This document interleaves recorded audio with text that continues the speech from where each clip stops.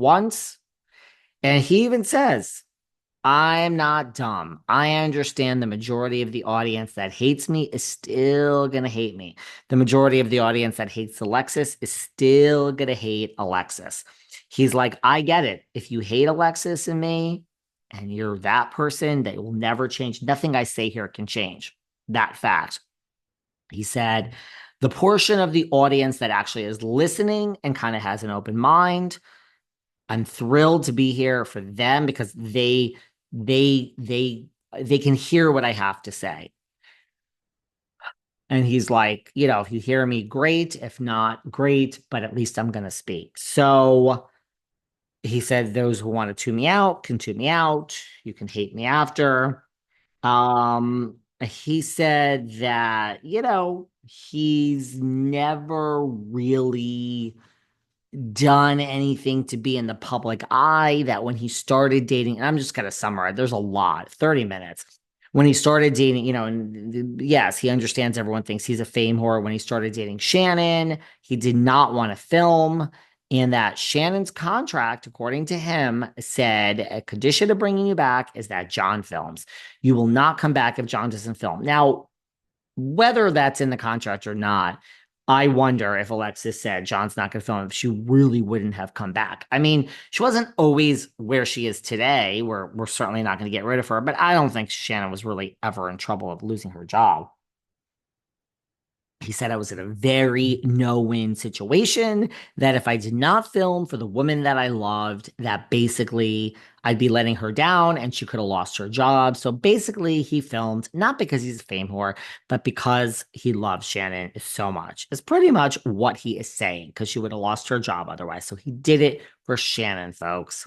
He has confirmed that he has paid Shannon $60,000, and that he did hire a forensic accountant because Shannon went around saying, all I do is pay for John. All I do is pay for John. And the forensic accountant who went through all of his emails and texts and credit card statements. I mean, what a fucking job. No, thank you. That he always knew he spent a lot on Shannon, but he did not know how much.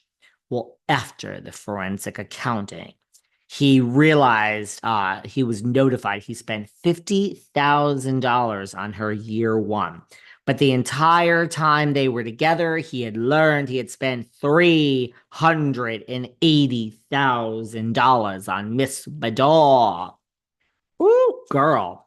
Then it comes up to why, I mean, Emily Simpson, the counselor Simpson, has brought this up many times over the past few months during the season, but he was asked the question. This is a really thorough interview. He asked the question, well, why did you sue her when cameras came up? Because you understand how that looked. It certainly looks like you waited till cameras were up because you wanted to be on camera and you wanted this to be part of the storyline. Now, he has said to us that basically the bottom line is the statute of limitations was running out, that he tried to work this out with Miss Beador. Now, don't shoot the messenger, guys. I'm just summarizing the interview here. I'm not telling you how I feel yet. But he's saying that he tried to work it out with Miss Beador, and he was dealing with her CFO, and everything goes through Miss Beador's CFO. I hope you can trust your CFO, Miss Beador. But basically, he just was like, we need to document this. We need to document that Miss Beador owes me $75,000. Okay. And that's all I want at this point. We can work out a payment plan whenever she wants to pay. She can pay, blah, blah, blah. I mean, I'm paraphrasing, but the bottom line is we need to document this. But he never heard back from the CFO with Miss Beador. It was not being documented. And basically, that the statute of limitations was running out. He tried to work it out with Miss Beador, and he could not work it out with Miss Beador. And as a result, he had to sue Miss Beador, and now he has $60,000. And he revealed throughout the whole thing, he talked about the night of the crash and his kids and Archie. Archie was in the car. Oh, he did also say that the shit that Shannon said about him over the past, I think, 5 years has done serious damage to his businesses and to his family. He implied that his children would get just random calls from fans of Shannon's, and we know there's a lot of you, like with threats. So go and listen to that. The season is over. Do we believe anything John Janssen has said? But regardless, weigh in, leave a comment here on Patreon. Regardless, Mr. Janssen has broken his silence. And apparently that's it. And he'll never speak on this again. I don't think Alexis is coming back. She might. I can see it. It wouldn't shock me, but I just don't think Alexis is coming back. I think everybody except Fun Lexi is coming back. And that means Johnny J. It's over. Like, we've done this story. I truly do feel it's over. I feel like there's no John Janssen next season. I feel like there's no Alexis, the same way there's no Reality Monteith. It doesn't matter how big it is now. They want to come back to something totally different. And the only way it's going to be different is if there's no Alexis or Johnny J. Will the rat that scurries with her one little measly piece of Gouda and her beady eyes, will she still keep in touch on a regular basis with Fun Lexi when Fun Lexi is not on the show anymore? Inquiring minds behind the rope of velvet want to know.